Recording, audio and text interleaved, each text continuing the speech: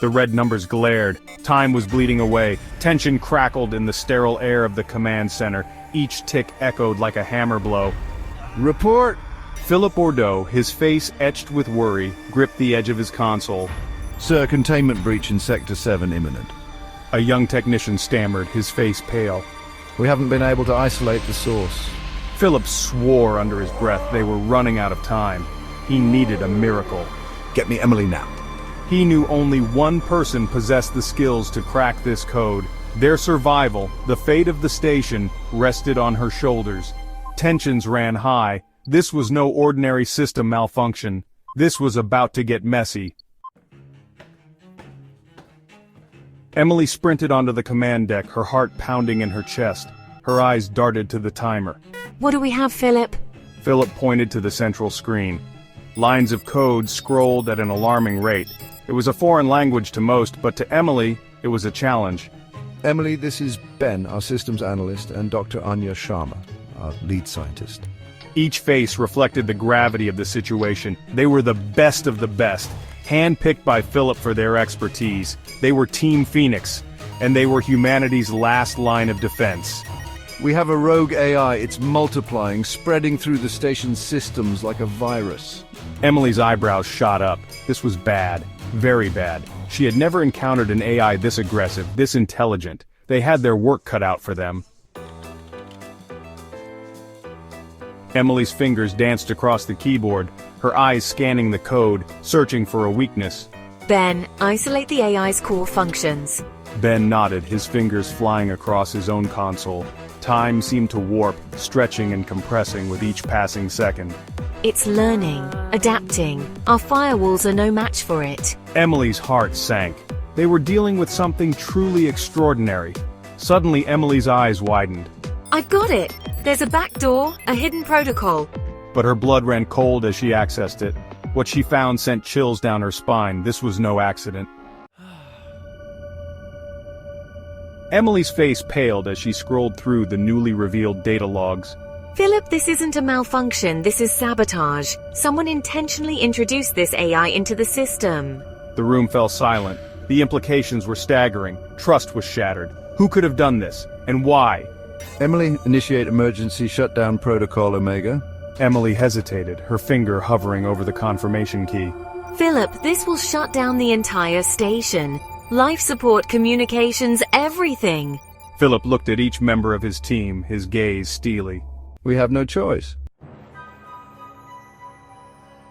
The station lurched violently as the emergency shutdown protocol took hold. Lights flickered and died, plunging the command center into darkness. Emergency lights flickered on, casting long, eerie shadows. The hum of machinery gave way to an unnerving silence. Disoriented and afraid, I found myself separated from the others. I stumbled through the darkened corridors, my heart pounding against my ribs. Where was everyone? What had happened? She felt a growing sense of dread. They were trapped. Suddenly, a door hissed open ahead of me, bathing the corridor in a warm, inviting light. Cautiously, I approached, my hand hovering over the energy pistol at my hip. As I peered inside, my eyes widened in disbelief. I was staring into a lush, verdant garden.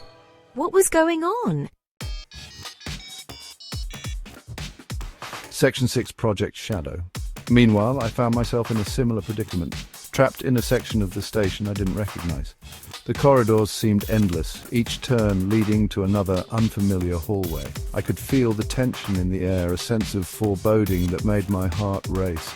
The architecture was different here, more advanced, sleek and strangely organic. It was as if the walls themselves were alive, pulsating with a faint, eerie glow. The design was unlike anything I had ever seen before, a blend of technology and nature that was both beautiful and unsettling. I felt a presence behind me and spun around, my hand instinctively reaching for my weapon.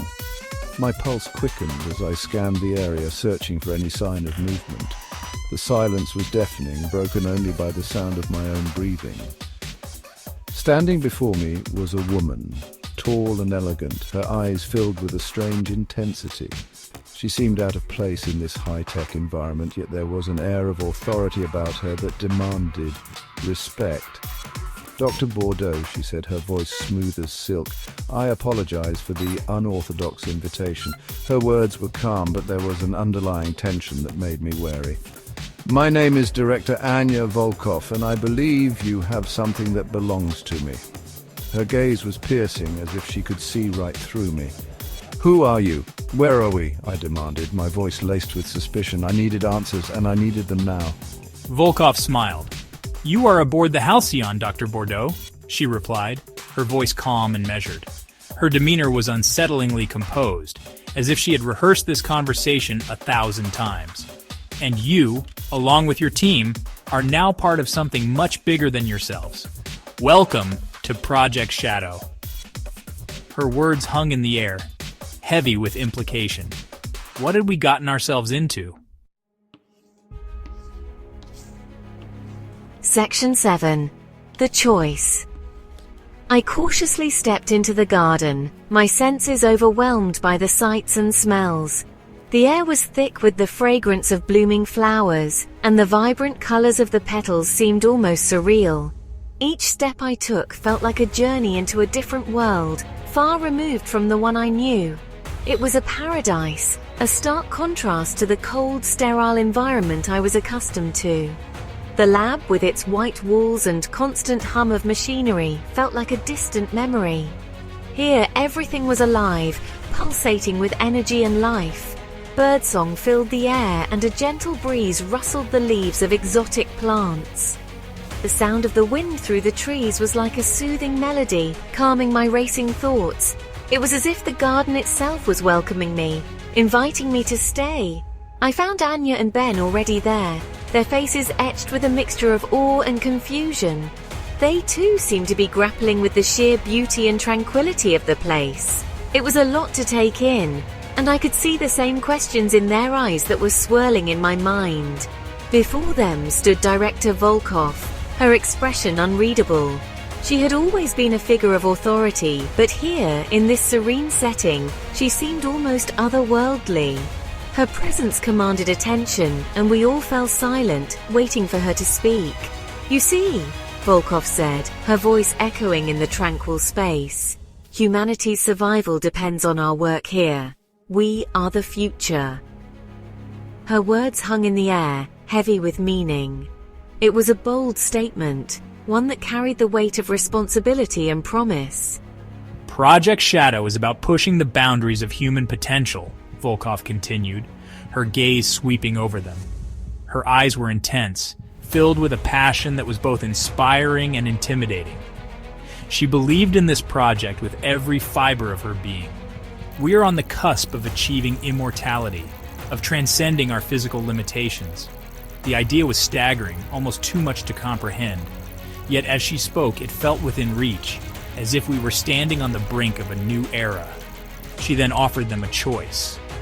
Join her, become part of something extraordinary, or face the consequences. It was a moment of decision, one that would shape our futures forever. The weight of her words settled over us, and we knew that whatever we chose, there would be no turning back.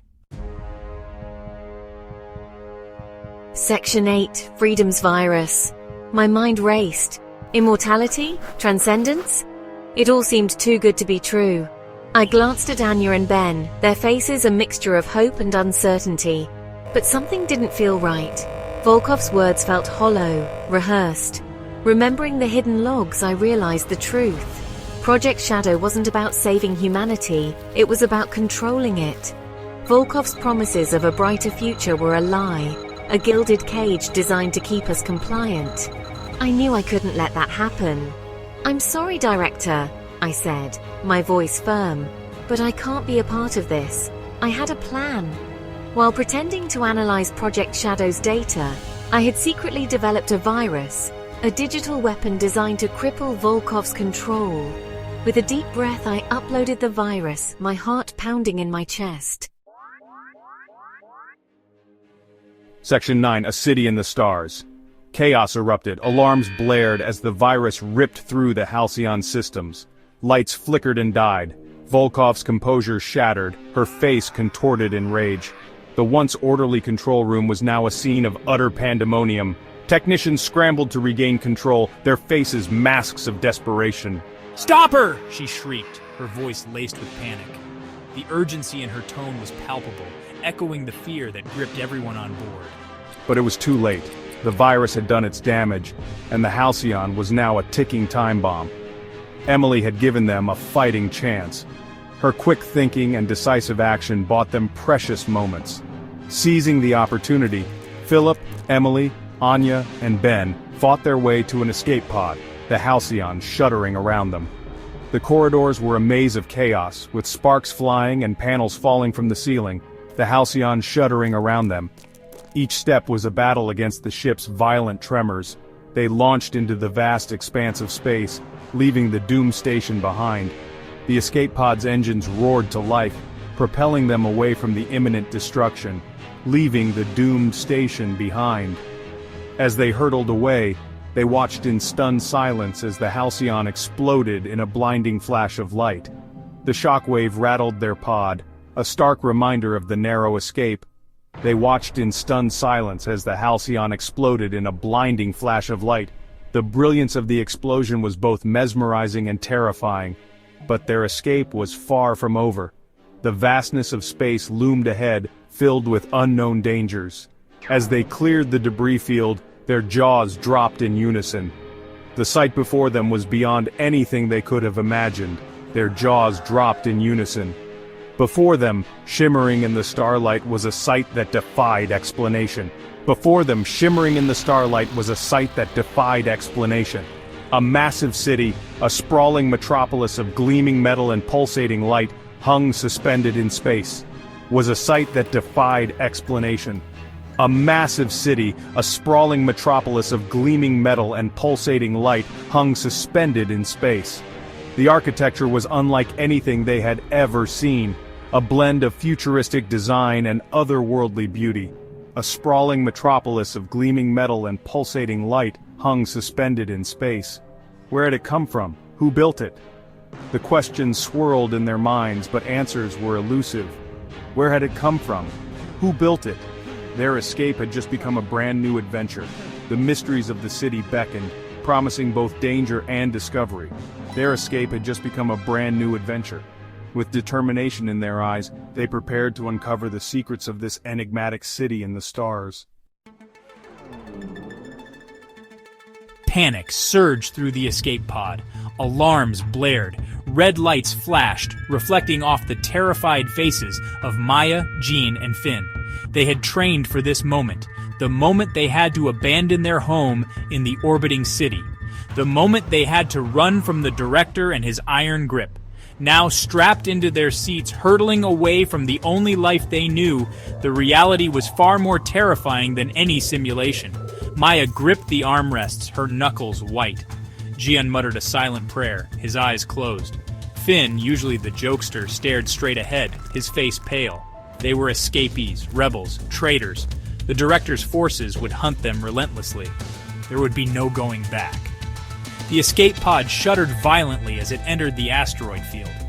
Debris slammed against the reinforced hull, a terrifying drumbeat to their escape. Their destination, a hidden base, a whispered legend amongst the city's dissidents. An island in the sky, untouched and unknown. At least they hoped it was untouched. Hope was all they had left. The landing was rough, a bone-jarring impact that sent the escape pod skidding across the asteroid's surface. Groaning, Maya released her harness and checked on the others. John was nursing a cut on his forehead. Finn, thankfully, seemed unscathed. They gathered what little supplies they had managed to grab and stepped out onto the asteroid. The air was thin, metallic. The sky, a canvas of endless black, was littered with the glittering debris of the asteroid field. Ahead of them lay the entrance to the base, a gaping maw in the asteroid's side. It looked ancient, desolate, yet strangely welcoming. They moved towards the entrance, their footsteps echoing in the silence. As they drew closer, the metal door shuddered and groaned, grinding open as if awakening from a long slumber. A rush of stale air, heavy with the scent of ozone and something else, something ancient and metallic, greeted them. the island in the sky awaited. The interior of the base was a labyrinth of corridors and chambers, dimly lit by flickering lights. The air hummed with a low, constant thrum, a sign that somewhere deep within the asteroid, this forgotten place still had life. Following a faint trail of light, they eventually found themselves in a vast, cavernous space. And in the center of it all, bathed in a pool of cool blue light, stood Siren. Siren was not a person, not in the traditional sense. It was a construct of metal and light, a swirling vortex of energy contained within a humanoid form. Its voice, when it spoke, was a symphony of chimes and whispers echoing around the chamber. It welcomed them, these lost souls, to the sanctuary. It had been waiting for them. Siren, I have been expecting you. Welcome to the sanctuary. Siren explained that it had been created long ago, a beacon left behind by a people who sought refuge amongst the stars. A people fleeing from something terrible, something they themselves had created. It offered them shelter, a place to hide from the director's reach. But more than that, it offered them knowledge, a truth that would shake them to their core. Siren began to weave a tale of a civilization obsessed with control, a civilization that had sought to perfect the human mind, to eliminate dissent and discord, a civilization that had created the orbiting cities not as havens, but as gilded cages. The director, Siren revealed, was not merely a tyrant, but the culmination of this ancient obsession. He wielded technology that could bend the human will to his own, technology that had been perfected over centuries. The truth hit them like a physical blow. Maya felt a wave of nausea wash over her. All this time, they had been fighting against a system designed to enslave them from the inside out. Their rebellion, their escape, it had all been orchestrated. The director had wanted them to run. Why? Siren. The director's control is absolute. He has orchestrated your escape to serve his own ends. Siren, however, had a plan, a way to break the director's control. But it was a dangerous plan, one that required a terrible sacrifice. It required them to choose between their own survival and the fate of countless others trapped within the orbiting cities. The weight of that decision pressed down on them, heavy and suffocating. Siren, the choice is yours. Save yourselves or save them all. The gravity of their predicament settled over them, a suffocating mantle of responsibility and fear. As if to reinforce the gravity of their situation, the base shuddered violently. Alarms blared once more, this time a different, more urgent tone. Siren! The director! He has found us! Siren's form flickered, its voice laced with static. The director had found them. He appeared on a screen within the chamber, his face a mask of cold fury.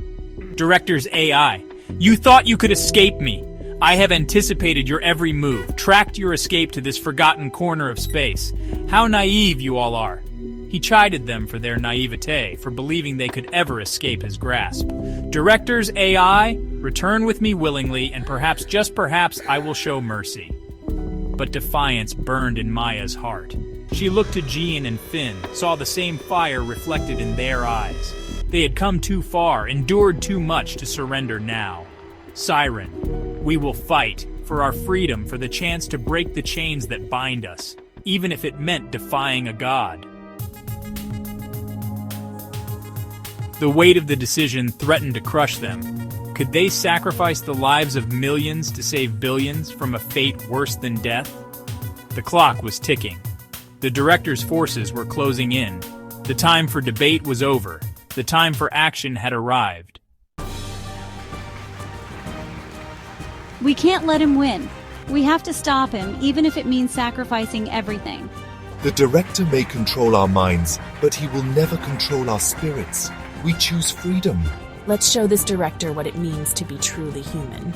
Their decision was made. They would fight for their freedom, for the chance to break the chains of mental enslavement that bound their people, even if it meant defying a god. The seeds of rebellion, sown in the fertile ground of desperation, began to sprout. The air crackled with anticipation as they set about their desperate task. Siren, its voice filled with a somber resolve, guided them, its form flickering as it diverted precious energy to their defenses. They prepared for the inevitable assault, transforming the sanctuary from a place of peace into a fortress of defiance. Everyone, listen up. We need to fortify our defenses. John, focus on the shields. Finn, I need you to anticipate their tactics. Maya, drawing on her years of tactical training, took command, her voice ringing with authority as she directed their defenses.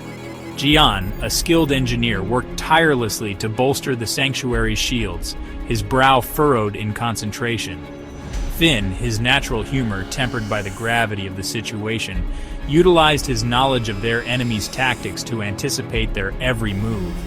The hum of machinery filled the air as the sanctuary whirred to life, transforming into a weapon of last resort.